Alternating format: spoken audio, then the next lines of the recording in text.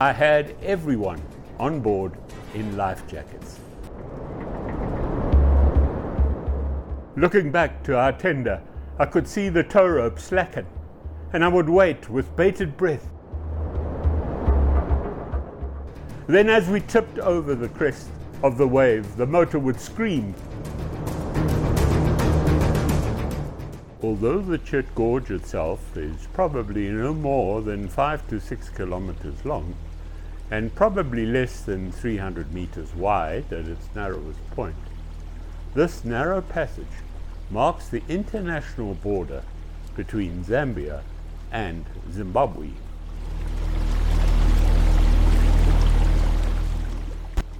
So any and all traffic wishing to travel to the Rumour River and beyond from Benga need to pass through this narrow passage.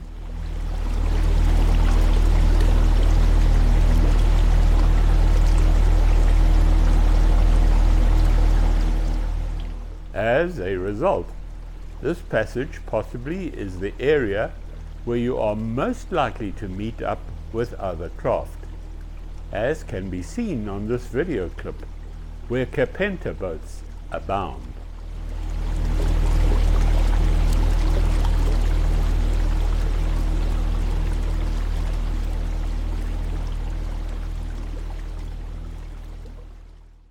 In passing through this myriad of islands, the magnitude of Operation Noah springs to mind, where in 1958 they rescued and relocated over 5,000 animals, from zebra and warthogs to snakes, rhino, elephant, lion and leopard, most of which were taken to the Matusa-Donna National Park, using equipment no more sophisticated than ropes, sacks, nets made of old nylon stockings, boxes and dart guns.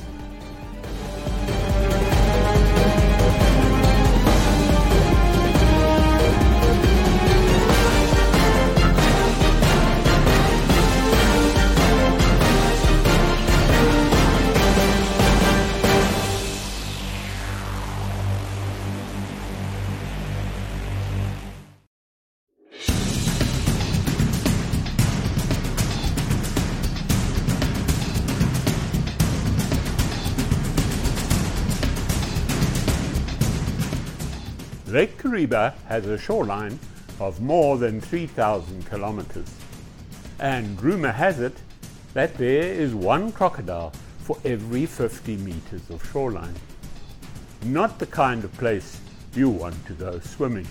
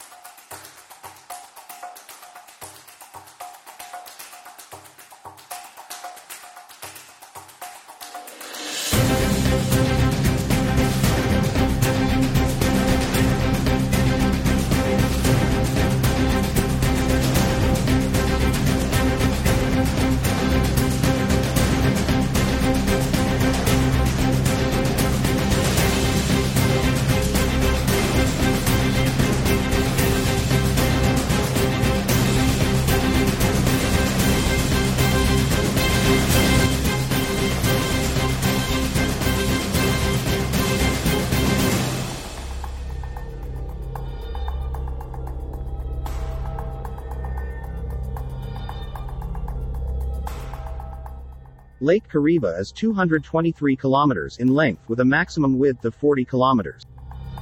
The red triangle marks a shallow and dangerous navigation hazard littered with tree stumps.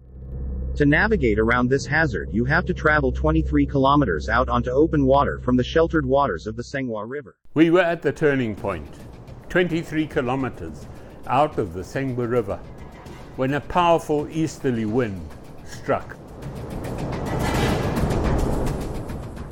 This was the first time ever in more than 50 years of boating that I had everyone on board in life jackets. Kariba is known for its short pitch waves. These waves were huge rising to a height of between 6 and 8 feet. The Moby was never designed for such conditions. The easterly wind was at our backs, and so we were running with the wind. The Moby's cruising speed was around 7 kilometers an hour, but what happened that day was an unreal experience. I would prefer never to repeat in my life.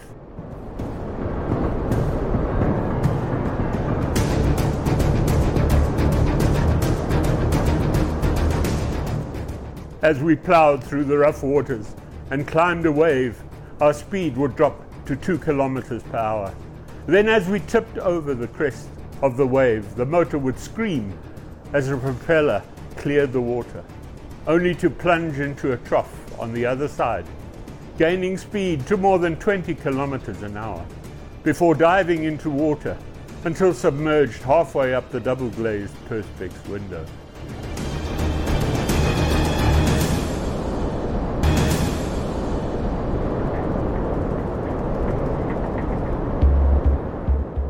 Looking back to our tender, I could see the tow rope slacken, and I would wait with bated breath for the crash as it ran in the rear end of the Moby. But fortunately, that never happened. Back at the tender, as we passed over the crest of the wave into the next trough, the tender would disappear from sight for what seemed an eternity, with a tight tow rope cutting through the charging wave.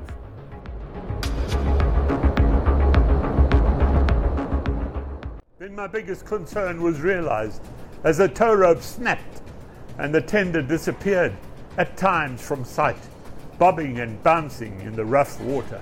We made 3 passes of the tender in an effort for Ivan, Naomi and Edeline to grab the rope as we passed, but somehow they simply were not able to recover the rope. I turned the Moby into wind, bringing the tender alongside, disengaged the drive and rushed down the steps to the lower deck and assisted Ivan to recover the tender and reattach the now shortened tow rope. We were by now broadside to the wind, pitching and lurching from side to side and threatening to capsize, with a canopy acting as a sail. I rushed back to the upper deck and re-engaged the motor, turning us back onto course for a sheltered bay, now still more than 20 kilometers away.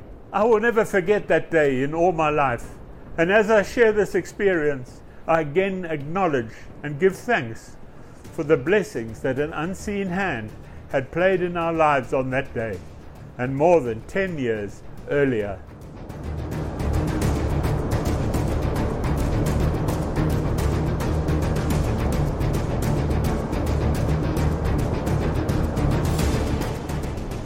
Our Lord works in mysterious ways. He did not calm the torrid waters that day, but instead, I recall how, some 10 years earlier, He had provided divine guidance and wisdom in decisions we made when assembling the Moby that were to save our lives on this stormy day.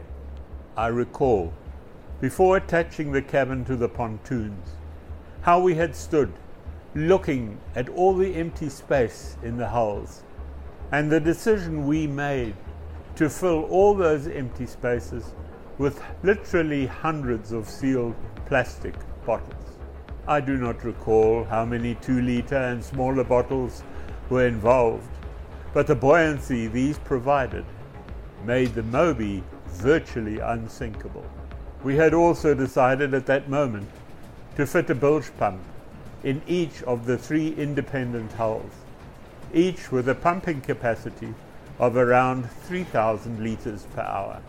I had never had a need to run these bilge pumps ever before, nor ever since. But that day, they ran solidly for more than 6 hours, ensuring our safety and survival.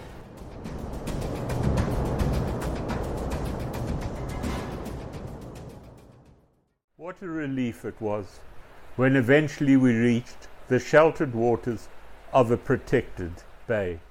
How prepared are you when at death's door? What relationship do you have with your Maker. It's in your hands.